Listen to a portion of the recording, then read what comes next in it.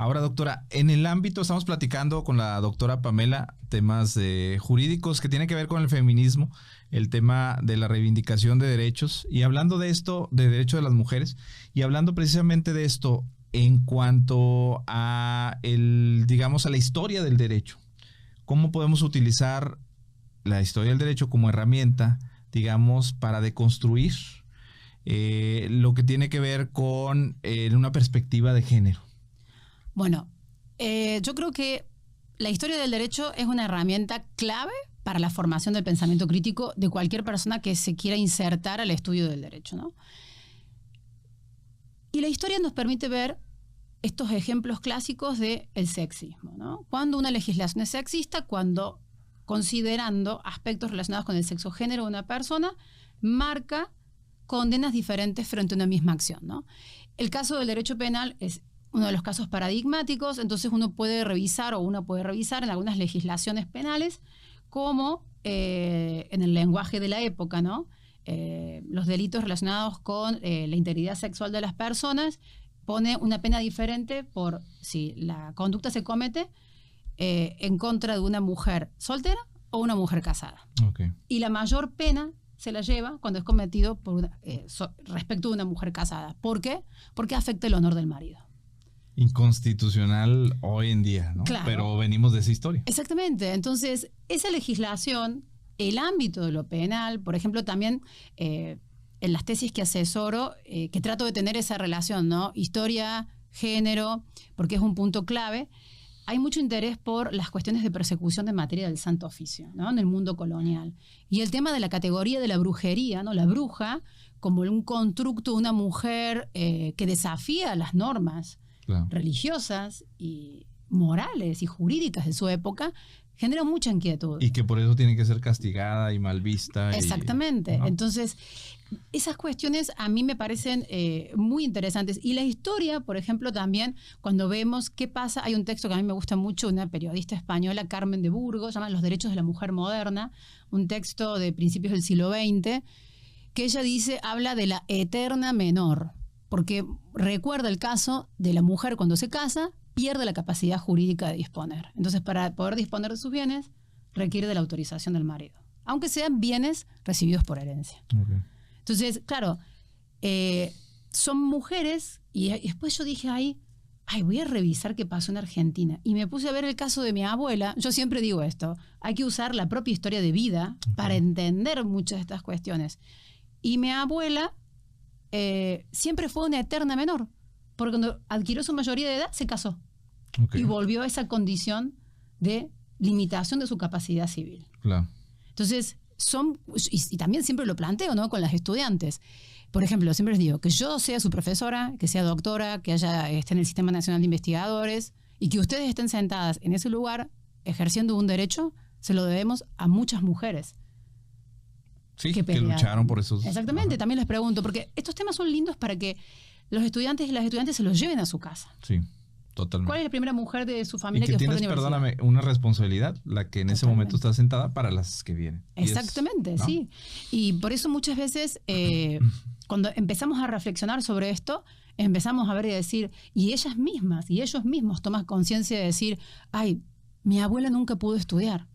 Habrá querido estudiar, porque generalmente el rol de las abuelas en esta lógica del cuidado es, ¿no es cierto?, como ese espacio de confort, de cuidado, pero le preguntamos alguna vez a nuestra abuela, ¿quisiste estudiar? ¿Qué quisiste ser? Sí. Yo creo que son preguntas que como sociedad las tenemos pendientes, de esas mujeres. ¿Qué te impidió? Exactamente. ¿Cómo elegirías vos si nacieras hoy? Son preguntas y es muy duro, claro. ¿no? Porque yo me acuerdo que sí llegué, por suerte, en vida de mi abuela, sí se lo puede preguntar. Fíjate, eso es muy interesante porque a veces en redes sociales, hablando, dice, oye, hazle estas 10 preguntas a tu papá, a tu mamá, ¿no? Son preguntas muy profundas como para conocer cuál fue tu mayor satisfacción, qué sentiste cuando yo nací, y se da una cuenta, yo lo he hecho en el caso, pero no me había puesto a pensar así con mis abuelos, ya no, desafortunadamente ya no viven, pero para quienes sí los tengan todavía, esta reflexión es muy interesante. Abuela, si quisiste estudiar o fue opción tuya quedarte así? ¿Cómo harías las cosas a la luz de la realidad que tú estás viviendo hoy? ¿Sí? Y creo que eso también nos daría un mayor entendimiento de la familia en la que estamos y también de la gente que viene primero que nosotros, ¿no? Sí, también, por ejemplo, estoy recordando ahora, porque justo estoy asesorando varias tesis de historia del derecho, y una estudiante que ella es muy, muy comprometida, eligió el tema del estupro, ¿no? En Nuevo León, a principios del siglo XX, y me dice, pero doctora, habla de que la mujer tiene que ser casta y pura. ¿Qué implica esto? Que hay una lectura social del deber ser de la mujer. Hablamos de que para que se consolide el delito, tenía que ser pura y cara a la mujer. La cuestión de la castidad y la pureza son conceptos que son muy, muy vagos, muy imprecisos. Y en esa imprecisión, quienes analizamos el derecho, sabemos que la hermenéutica ahí es muy difícil que quien interprete deje detrás sus lecturas, ¿no? Entonces, si vemos que todos los jueces de esa época son hombres, que la persona que comete ese delito a lo mejor es un hombre que tiene una posición de poder, y seguramente que la mujer no va a ser considerada casta y pura. Y a lo mejor es una mujer que es soltera.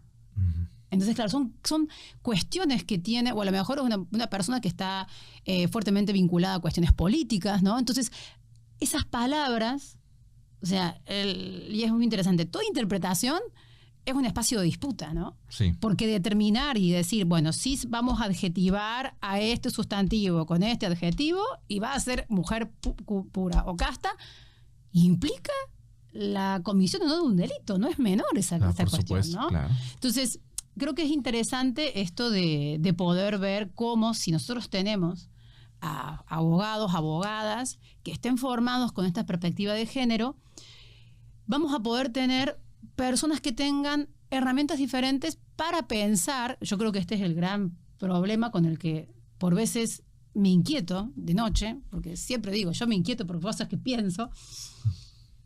El tema de, generalmente nosotros cuando nacemos, desde el momento que nacemos, tenemos esta bifurcación, ¿no? Esta dicotomía, masculino-femenino. Y el derecho está conformado por categorías así, ¿no? Muchas veces las personas que son, a lo mejor, que tienen una inquietud, preguntan, ¿pero por qué me preguntan esto? Porque hay una lectura de la sociedad en esa clave. Y ahora, con las demandas de la sociedad, hay estas reivindicaciones de que no hay personas que no se sienten bien, digamos, como que se pueden considerar en el ámbito de lo binario. Tenemos que repensar como juristas una sociedad en la que se problematice, o sea, se manifieste explícitamente el sexo género o no. Ese es el gran debate. ¿Qué pasa si olvidamos, o sea, si borramos de nuestra lectura jurídica el sexo género? Puede ser muy peligroso. Colocarlo también puede ser. Entonces, es un debate que, como el consentimiento en el ámbito de lo digital, cómo sucede con las identidades fluidas, cómo tenemos que capacitar a las personas que están tomando personas en un ámbito laboral para que puedan tener esa apertura y evaluar no la identidad de la persona, sino su formación académica y su capacidad de ejercer en un puesto de tecnología, de formación, de lo que sea. Pero claro, tenemos que realmente deconstruirnos como sociedad. Sí, y eso es lo que comentabas, la historia te dice mucho. Sí, por ejemplo, marca.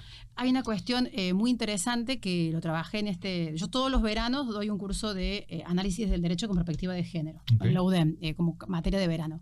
Y nos pusimos a ver unos videos sobre los muyes, que son, en algunas comunidades de Oaxaca, está la sociedad conformada por un tercer sexo género, que son los muyes. Muyes. Muyes, ¿sí? Okay, ¿qué son? Que son personas que nacen con una identidad masculina y se consideran femeninas.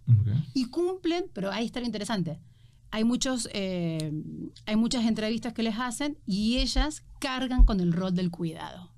Entonces, sigue siendo una sociedad en donde podríamos decir que hay 3 géneros, pero dentro de esa división de las tareas existe todavía esa dicotomía, ¿no? En esta división sexual del trabajo. Y bueno, creo que eso es algo que nos interpela a toda la sociedad. Sí, por supuesto.